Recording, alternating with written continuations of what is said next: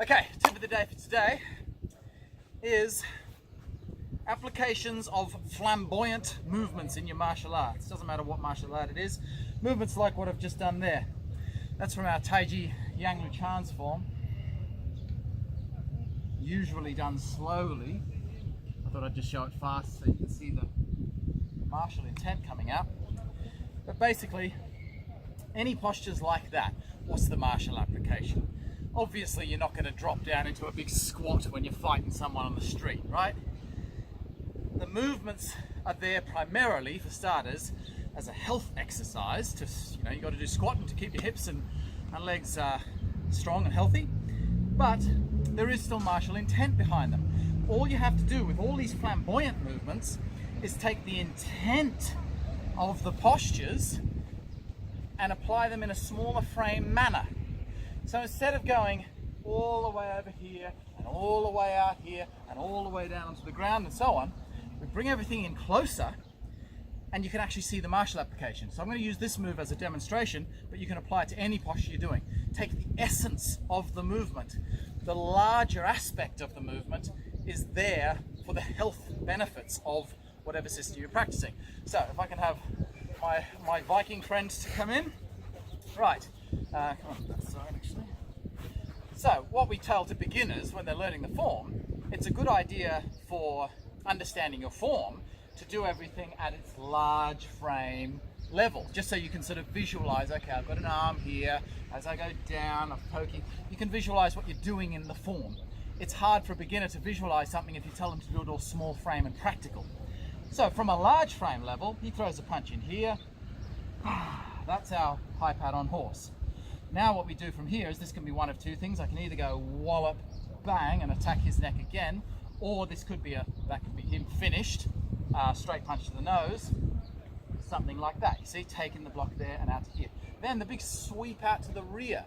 So he's coming at me with say a right punch in the back of my head or something, and whoa, I'm coming out to the rear, you see. Now that's okay, just someone's attacking you from the rear, and you're attacking him there.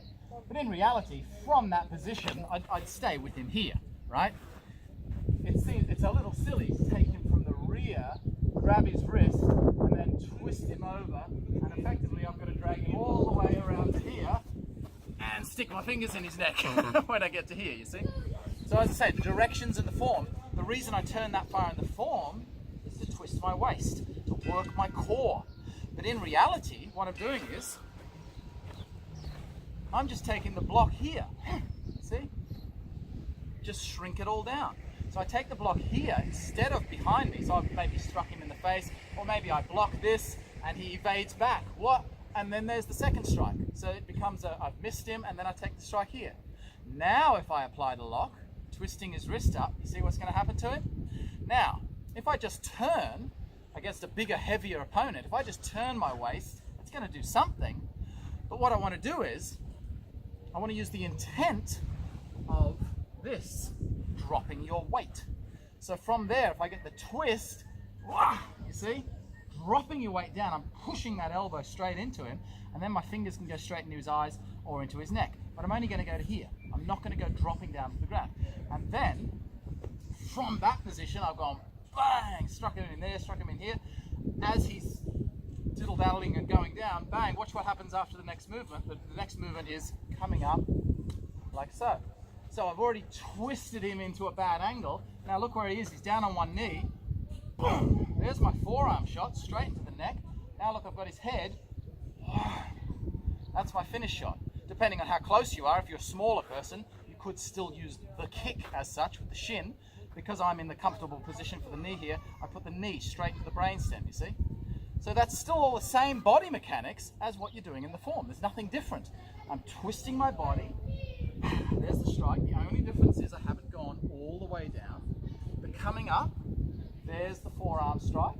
The only difference is it's a little smaller. And now see, there's his head. And in the solo form, we bring the leg right up to stretch the hamstrings, to build power.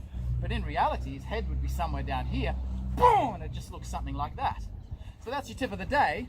look at any flamboyant movements you're doing in any of your practice, and if you think the martial applications are totally stupid and ridiculous, just shrink them all down. Don't drop so low, don't twist so far, and they should make sense. Thanks, Lars. Thanks very much.